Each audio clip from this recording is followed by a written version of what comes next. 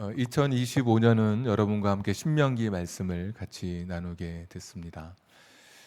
우리가 신명기를 읽을 때 제가 이제 구약 성경 몇 페이지 이렇게 말씀을 드렸습니다.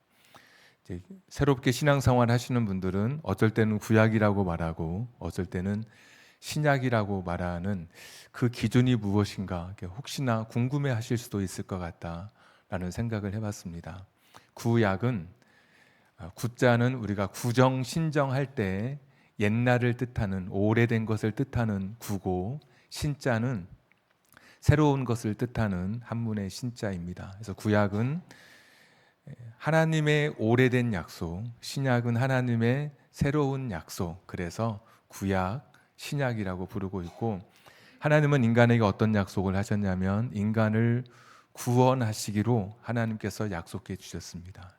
구약 성경에서는 성전과 제사를 통해서 인간을 죄에서 구원해 주시는, 그래서 하나님의 구원 역사가 기록되어 있고, 신약은 인간을 구원하시는데 성전이나 제사가 아니라 예수님을 통해서 새롭게 구원의 약속이 주어졌다. 그래서 예레미야 31장 쭉 보시면 그 새 약속을 우리에게 주신다 말씀해 주셔서 구약과 신약으로 나누고 있습니다.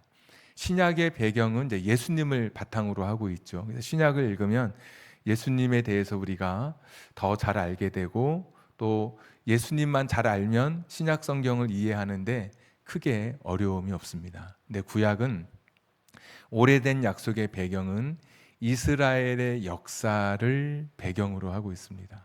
그러니까 신약은 예수님을 배경으로 하고 있고, 구약은 이스라엘의 역사를 그 기본 바탕으로 하고 있어서 우리나라 역사도 잘 모르는데 이스라엘 역사를 우리가 잘 알 수가 없잖아요. 그러니까 구약을 읽어도 잘 이해가 되지 않는 부분이 사실 참 많습니다.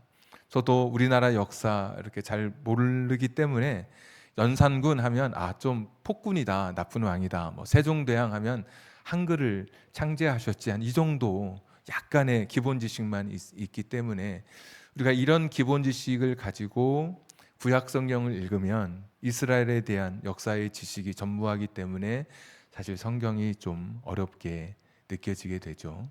그래서 구약 성경, 신약 성경 할 때 구약 성경이 가지고 있는 그 배경, 이스라엘 역사. 그래서 사실 오늘 신명기를 시작하면서도 참 어려운 발걸음을 여러분과 함께 첫 발걸음을 떼게 되었습니다. 그래도 감사한 것은 천리길도 한 걸음부터라는 그런 속담도 있고, 시작이 반이다라는 그런 격언도 있어서 참 많이 위로가 되고, 여러분과 함께 한번 신명기 도전해 볼 수 있겠다라는 그런 자신감도 한번 가져보게 됩니다. 구약을 살펴볼 때 이스라엘의 역사를 배경으로 하고 있다. 그러면 누군가는 이렇게 물어볼 수 있죠. 왜 하필이면 이스라엘 역사인가? 다른 역사는 없었을까?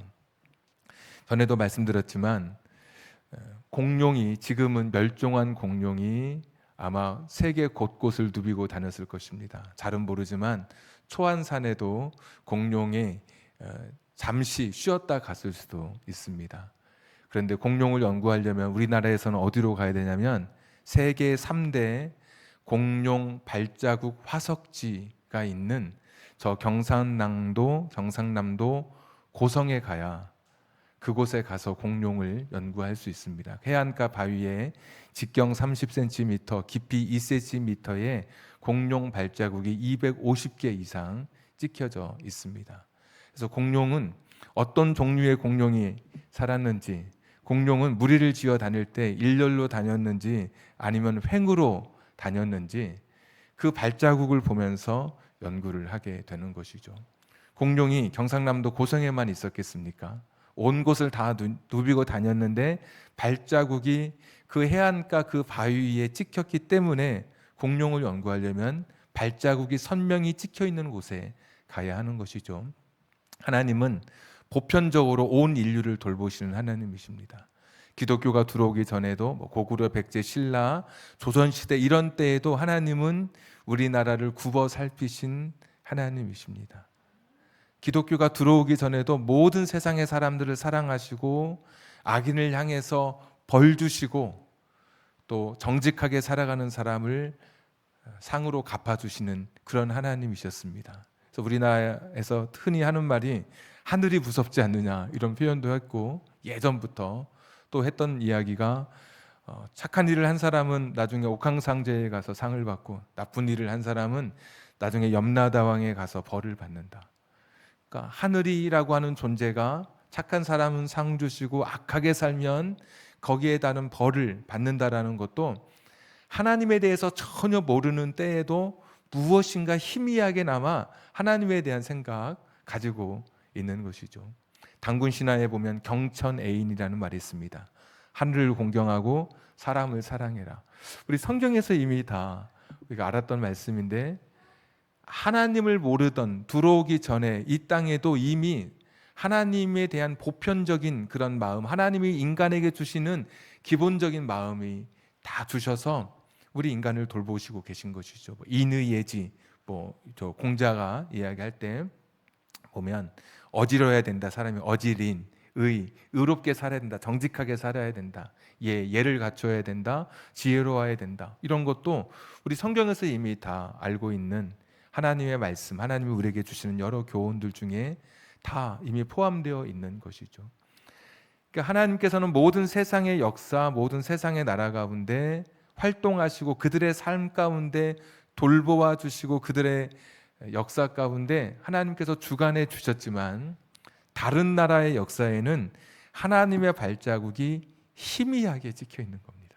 그러니까 하나님의 하늘이라는 존재가 있긴 있는 것 같은데, 무엇인가 의롭게 사는 사람 상 주고 악하게 사는 사람 벌 주고 무엇인가 있는 것 같은데, 이 세상 다른 역사는 하나님의 발자국이 다 희미해져서 찾아볼 수 없는데, 이스라엘 역사에는 이 하나님의 발자국이 선명하게 찍혀 있는 겁니다.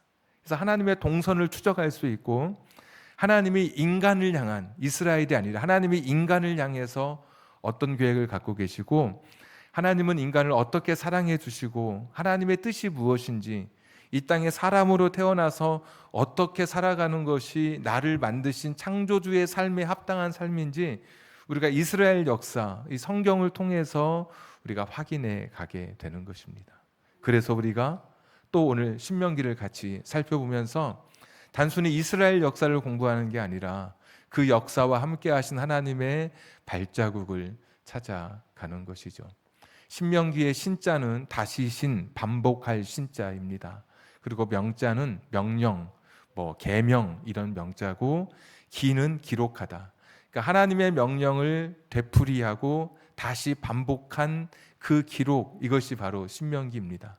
나중에 신명기 읽다 보시면 출애굽기 공부할 때 레위기, 민수기 말씀 우리가 나눌 때 그때 들었던 말씀인데 반복됩니다. 그런데 그 말씀을 그대로 따옴표 그대로 반복한 게 아니라 5절에 보시면 이렇게 되어 있습니다. 모세가 요단 저쪽 모압 땅에서 이 율법을 뭐하기 시작하죠? 설명하기 시작하였더라. 단순히 전에 있던 그 사건들을 반복하는 게 아니라 설명하고 있습니다. 그러니까 어떤 사람은 이 신명기를 가리켜서 모세의 설교다 이렇게, 틀린 것 같지 않습니다. 하나님 말씀을 자기가 해석하고 그 말씀에 대해서 설명하고 있는 채.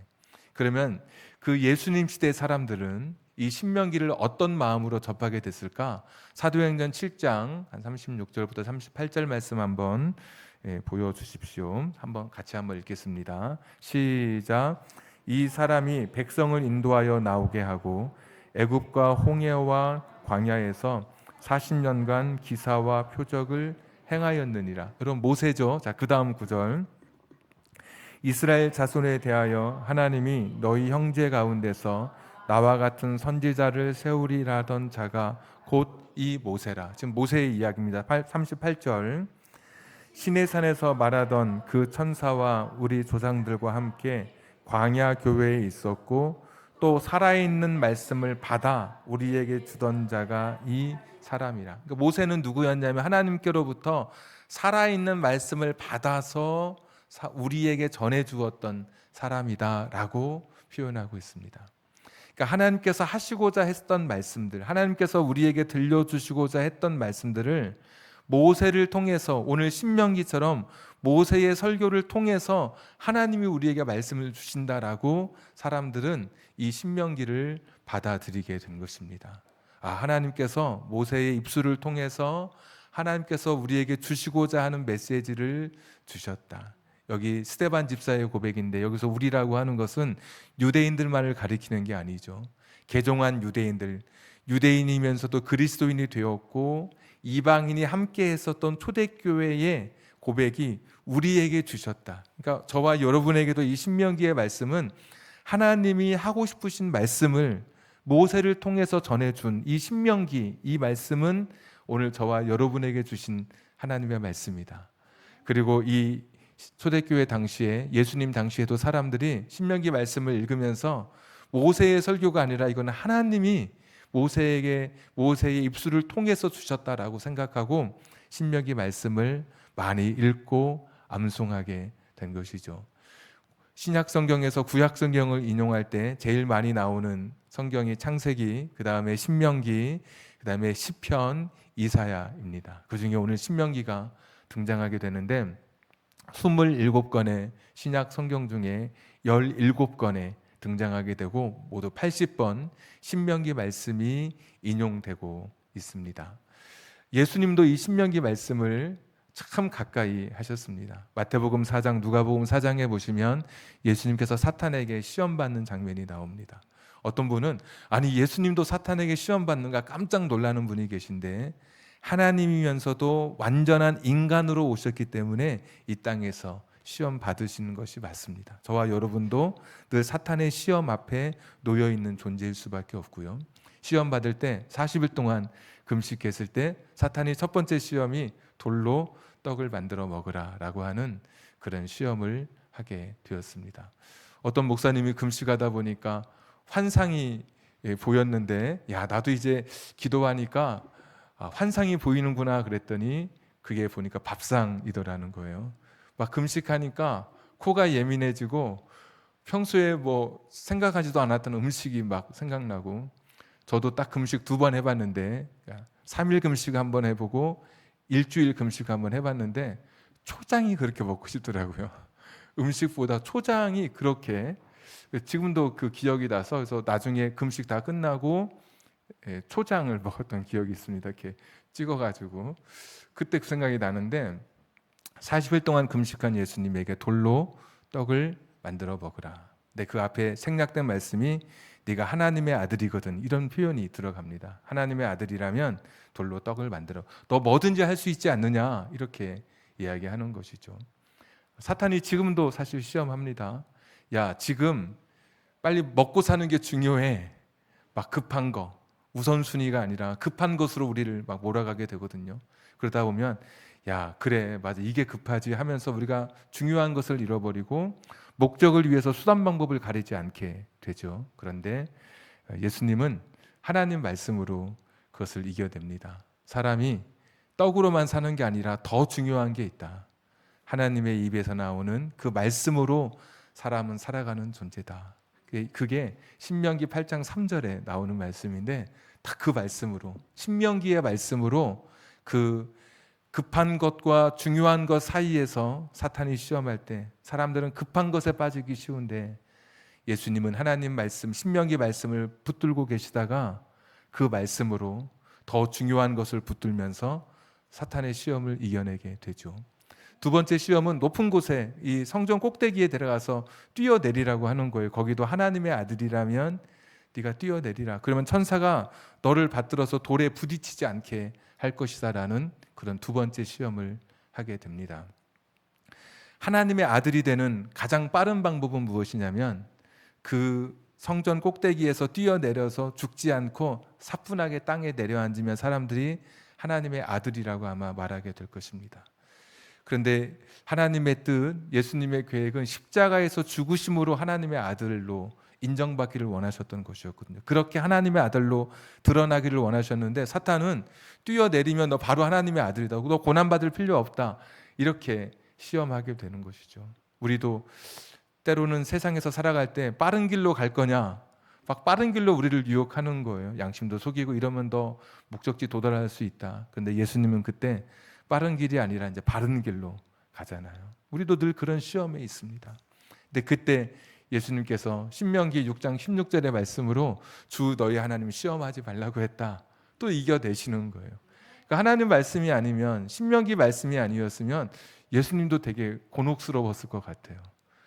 자꾸 중요한 것, 이것보다 급한 게 항상 우리에게 우선난 것처럼 보이니까 우선순위에서 놓치게 되고, 바른 길이 아니라 자꾸 빠른 길로 가라고 우리 유혹하는 세상 속에서 하나님 말씀이 아니면 어떻게 예수님도 이겨냈을까? 세 번째는 저 높은 산에 올라가서 다 보여주면서 다 주겠다고 경배하면, 저라면 모든 것을 다 주겠다고, 세상과 타협하라고 지금도 우리 이 사탄, 세상은 우리를 시험하고 있잖아요. 너 막 부정하고 살고 죄 짓고 살면 너 돈도 가질 수 있고 차도 가질 수 있고 집도 가질 수 있고, 타협할 거냐 말씀에 결단할 거냐.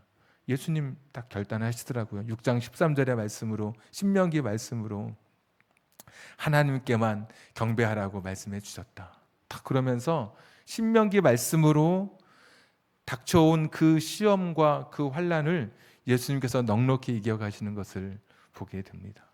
그러니까 초대교회 시대 사람들, 예수님 시대, 예수님까지도 우리가 읽게 될 앞으로의 신명기 말씀은 흔들리지 않는 삶, 그들의 인생에 가는 길을 비춰주는 정말 밝은 빛과 같은 그런 말씀으로 이렇게 신명기의 말씀이 사람들에게 읽혀지게 된 것입니다. 모세가 했던 이 설교, 말씀을 해석하고 말씀을 묵상하면서 다시 사람들에게 전해주었던 이 신명기의 말씀은 수많은 사람들에게, 넘어지고 흔들리는 사람들에게 빛이 되고 길이 된 것이죠. 고대 항해하던 사람들에게 낭패를 볼 때가 있습니다. 나침반이 없던 시대이기 때문에 목적지를 향해 갈 때는 흔들리지 않는 별에 고정하고 그 별을 따라서, 그 별을 염두에 두고 방향을 정해서 여행을 하게 됩니다. 네, 먹구름이 끼는 날, 비가 억수같이 쏟아지는 날에는 그 별이 보이지 않게 되죠. 어디로 가야 할지 모르게 되는 것이죠. 우리도 인생의 항해를 할 때 내가 배운 지식, 살아온 경험, 친구들의 조언, 전문가의 그런 많은 이야기를 통해서 사람들이 방향을 결정하면서 걸어갑니다. 그 길이 맞는 것 같죠. 반짝반짝 북극성이 반짝반짝 하는 것처럼. 그런데 내 인생에 내가 감당할 수 없을 만큼의 커다란 파고가 닥칠 때면 그 별이 보이지 않는 겁니다. 더 이상 친구의 조언도 더 이상 힘이 없고, 내가 가졌던 경험이나 지식도 힘을 쓰지 못하죠. 기능하지 못하죠. 전문가조차도 자기의 그 견해를 취소해야만 되는, 그 어떤 것도 도움이 되지 않는 그런 때가 있습니다. 내가 어떻게 가야 되는지, 어떤 방향으로 살아야 되는지, 어떤 삶을 내가 결단해야 되는지, 그때 하나님의 말씀은 시편 119편의 말씀처럼 우리 발에 등이 되시고 우리의 길에 빛이 되어주시는 것이죠. 하나님의 말씀이, 우리가 읽게 되는 신명기의 말씀이 2025년 우리의 길이 되고 빛이 될 것입니다. 버스 타러 이렇게 나가보면 좀 번화한 데 가면 수많은 버스가 옵니다. 그런데 버스가 많이 온다고 아무 버스나 타지 않죠. 왜? 내가 가야 할 목적지가 있기 때문에 그 맞는 버스를 타게 됩니다. 그런데 세상은 우리를 유혹해서 그러니까 아무 버스나 타게 우리를 만듭니다. 인간의 본성을 자극하고, 때로는 음욕에 빠져서, 탐욕에 빠져서, 미움에 빠져서 분노하면서 다른 버스, 잘못된 버스를 타게 됩니다. 그러면서 그 버스 잘못 탔지만 계속해서 가라고 우리에게 이야기하죠. 그런데 하나님의 말씀은 우리에게 깨닫게 해주실 것입니다. 버스를 잘못 탔으니 내리라고 우리에게 깨닫게 해주시는 것이 신명기의 말씀이 될 것입니다. 세상은 잘못 탔어도 내리지 말고 계속 가라고 이야기하지만, 우리가 읽게 되는 신명기의 말씀은 버스를 잘못 탔으면 내려서 다시 바른 방향의 길을 가도록 우리에게 분명 제시해 줄 것입니다. 지금 우리가 신앙생활 하면서 우리에게 부족한 것이 무엇이라고 생각하십니까? 호세아의 말씀처럼 말씀이 없어서 기가리고 물이 없어서 말씀이 없어서 진짜 우리가 굶주리고 있는 것이죠. 양식이 없어서 굶주리고 물이 없어서 목마른 것이 아니라 말씀이 없어서 굶주리고 말씀이 없어서 우리가 목마른 상태에 있는 것입니다. 내게 필요한 것은 무엇일까? 지금 내가 신앙생활하면서 나에게 필요한 것은 무엇일까? 정말 이런 신명기처럼 하나님의 말씀이 저와 여러분에게 필요하지 않습니까? 어떤 분은 인생을 살다가 실패한 분이 있습니다. 그런데 실패한 분에게도 오늘 여러분이 지금 실패의 자리에 있다면 신명기의 말씀이 더더욱 필요합니다. 2절에 보시면 호렙산에서 세일산을 지나 가데스 바네아까지 10하루길이었습니다. 가데스 바네아에서 12명의 정탐꾼을 보내게 되죠. 가나안의 바로 접경이었습니다. 10하루만 지나면 10하루 왔으니까 그 다음 날이면 정탐을 끝나고 가나안 땅에 들어갈 수 있었습니다. 그런데 3절에 보시면 40째 해 40년이 됐습니다. 둘째 달에 호렙산을 떠나는데 그래서 38년 광야 생활을 했다고 그러죠. 하나님 불신하고 실패해서 2절과 3절의 이야기는 이스라엘 백성의 실패를 사실 처절하게 기록하고 있는 것입니다. 10하루길이 38년이 됐다는 이야기거든요. 우리도 어쩌면 저와 여러분의 삶 속에 내 인생은 내가 지나왔던 시간들은 실패, 지우고 싶은 그런 시간들로 기억될 어쩌면 그런 분이 여기 계실지 모르겠습니다. 내가 다시 쓰고 싶다. 내가 책이라면, 그림이라면 내가 흰 도화지를 내어놓고 다시 내 인생의 그림을 그리고 싶다라고 생각할 만큼 내가 지나왔던 시간들이 후회스럽고 실패로 가득 차서 오늘도 여전히 이 실패의 자리에서 머물러서 고통스러워하는 분이 계실지 모르겠습니다. 그런 사람들 앞에 오늘 모세가 하나님 말씀을 전하고 있습니다. 그것뿐만입니까? 실패한 사람에게만 하나님 말씀이 필요한 게 아니라 4절에 보시면 승리한 사람들에게도 하나님 말씀이 필요합니다. 바산왕 그리고 아모리 왕, 이 두 왕을 무찌르고 난 때였습니다. 그때 사기가 충천했겠죠.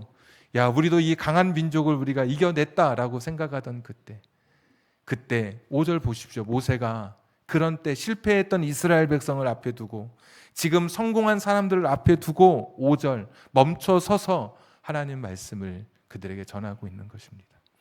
오늘 누군가는 실패했지만 오늘 누군가는 탄탄대로의 길을 걷는 분도 계실 수 있습니다. 크게 부유하거나 크게 성공하지 않았어도 그냥 별반 어려움 없이 하루하루 그냥 넉넉하게 마음 편안하게 살아가는 분이 계실지 모르겠습니다. 원래 편안하면 기도의 이슬이 사라지잖아요. 기도의 눈물이 사라지잖아요. 기도의 처절함이 사라지잖아요. 원래 편안하면 기도의 나의 눈물이 거기서 말라버리기 시작하죠. 그런 것처럼 어쩌면 내가 지금 성공한 탄탄대로의 길, 걱정 없는 그런 길을 걷고 있다 한다면 그런 분에게도 오늘 이 신명기의 말씀이 필요한 것입니다.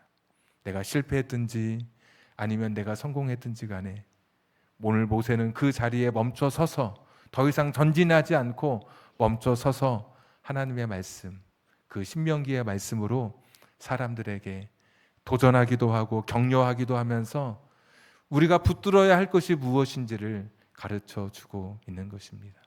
2025년 나에게 필요한 것은 무엇인가? 오늘 내가 붙들어야 할 것은 무엇인가? 주일날 신명기의 말씀으로 같이 한 주 한 주 살펴보게 될 텐데 신명기 말씀을 읽는 동안에 저럼 여러분의 가정에도 신앙의 커다란 성숙이 있고 여러분 삶의 변화가 있고 여러분의 자녀의 인생 속에 기적을 경험하는 그런 2025년이 되었으면 좋겠습니다.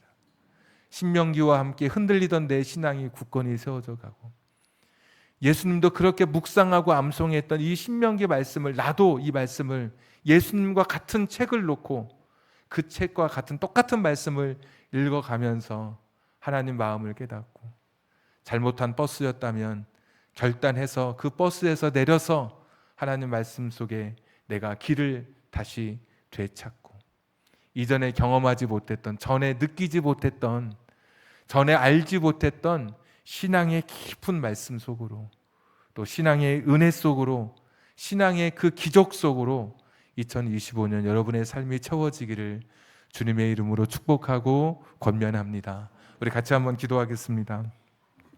오늘 우리 주신 말씀 붙들고 기도할 때 하나님, 내가 신명기 말씀을 통해서 내 신앙이 성숙해지게 하시고, 신명기 말씀을 통해서 내가 새 힘을 얻게 해주시고, 실패의 자리에 있다 할지라도, 내가 성공의 자리에 있다 할지라도 이 하나님의 말씀을 통해서 내가 변화되게 하시고, 신명기 말씀을 통해서 전에 경험하지 못했던 말씀의 깊은 은혜의 강에 잠기게 해 주시옵소서. 신명기의 말씀이 오늘 내 인생에, 우리 가정의 길이 되고 빛이 되게 해 주시옵소서. 우리 같이 한번 기도하겠습니다. 선능하시고 자비로우신 아버지 하나님, 하나님 말씀을 다시 한번 오늘도 기억하며 나아갑니다. 하나님 말씀을 붙들고 나아갑니다. 여호와 자비로우신 하나님 아버지, 이 말씀 앞에 서기를 원합니다. 주님의 말씀 앞에 서기를 원합니다.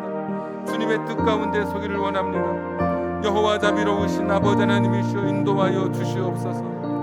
하나님 아버지여, 긍휼히 여겨주시기를 빌고 원합니다. 하나님 아버지여, 도우시옵소서. 주의 말씀 속에 내 인생이 담기게 하시고, 주의 말씀 속에 승리하는 능력의 삶이 되게 하여 주시기를 빌고 원하옵나이다. 주님 도와주시옵소서. 주님 은혜를 더하여 주시옵소서. 신명기 말씀을 통해서 내 인생이 새로워지게 하시고, 변화되게 하시고, 결단할 수 있는 은혜가 있게 하여 주시옵소서. 흔들리지 않게 하여 주시옵소서.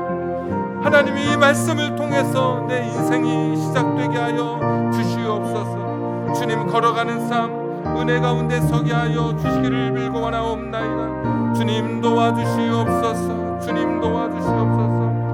굳게 서리, 굳게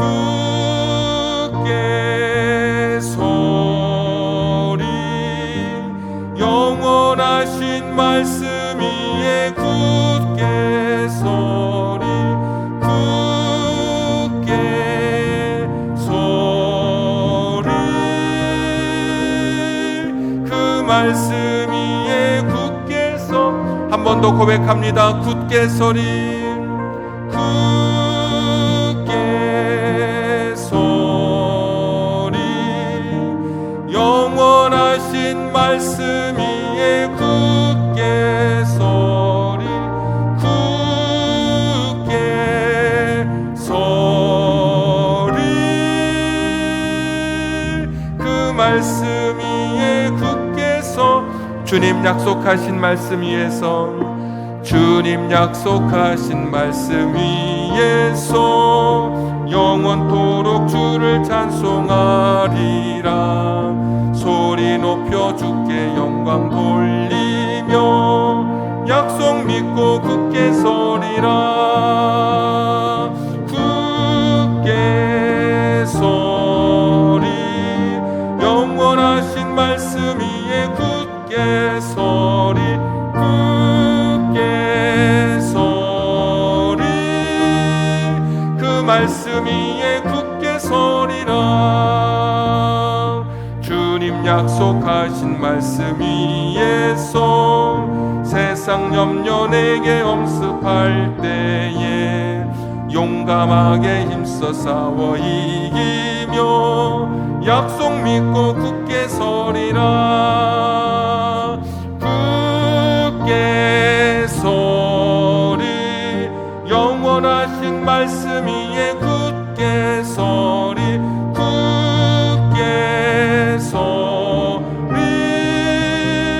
그 말씀 위에 굳게 서리라. 주님 약속하신 말씀 위에서 영원하신 주의 사랑이 믿고 성령으로 힘써 싸워 이기며 약속 믿고 굳게 서리라. 굳게 서리, 영원하신 말씀 위에 굳게 서리, 굳게 서리, 그 말씀 위에 굳게 서리라. 주님 약속하신 말씀 위에서 성령 인도하는 대로 행하며 주님 품에 항상 안식 얻으며 약속 믿고 굳게 서리라. 굳게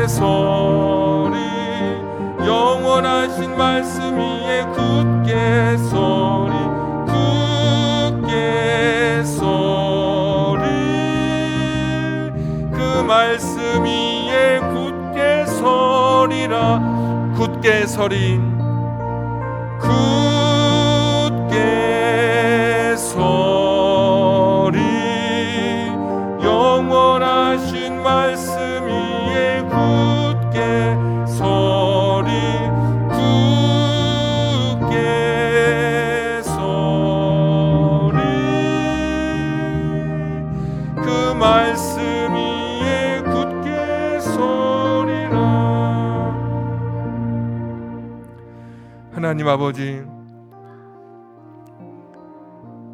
신명기의 첫 발걸음을 떼면서 2025년 신명기의 말씀과 함께 성장하기를 기도하고 변화되기를 기도하고 하나님 주시는 은혜와 기적의 삶을 누리기를 기도하며 이제 주님 앞에 나아갑니다.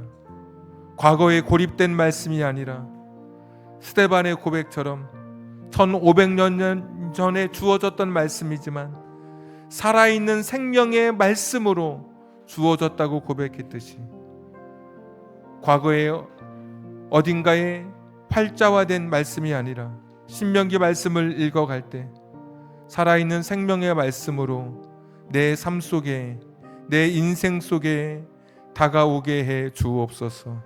그 은혜의 말씀에 내 가정까지 내 자녀까지 내 인생 전부가 잠기게 해 주시옵소서. 그 은혜의 말씀을 통해 달라진 2025년, 변화된 2025년, 놀라운 기적을 경험하는 2025년의 삶이 되게 해 주시옵소서. 올 한 해 신명기와 함께 내 신앙의 성장이 부쩍 커가는 한 해가 되기를 간절히 소원하며 기도합니다. 어려운 말씀 나눌 때 깨닫는 지혜도 주시고 각자에게 필요한 말씀으로 하나님께서 직접 우리들에게 말씀해 주시옵소서. 한 사람 한 사람 하나님 말씀을 붙들고 유혹 많은 세상에서 하나님 말씀으로 이겨가게 하시고, 내가 잘못된 버스를 타고 있다면 말씀을 듣고 깨닫고 그 버스에서 내려 하나님 원하시는 목적지를 향한 다른 버스에 갈아탈 수 있는 결단도 2025년 우리의 삶에 있게 해 주시옵소서. 이제는 우리 구주 예수 그리스도의 은혜와 하나님 아버지의 극진하신 사랑하심과 성령님 감동 감화 내주 충만하심이 신명기와 함께 2025년 출발하는 우리 사랑하는 성도님들, 새로워지고 변화되고 성숙해지고 놀라운 말씀의 기적을 경험하기를 소원하며 결단하는 우리 사랑하는 성도님들 머리 위에, 저들의 가정과 직장과 사업장과 환경과 인생의 꿈 위에 지금부터 영원토록 함께 하시기를 간절히 축원하옵나이다. 아멘.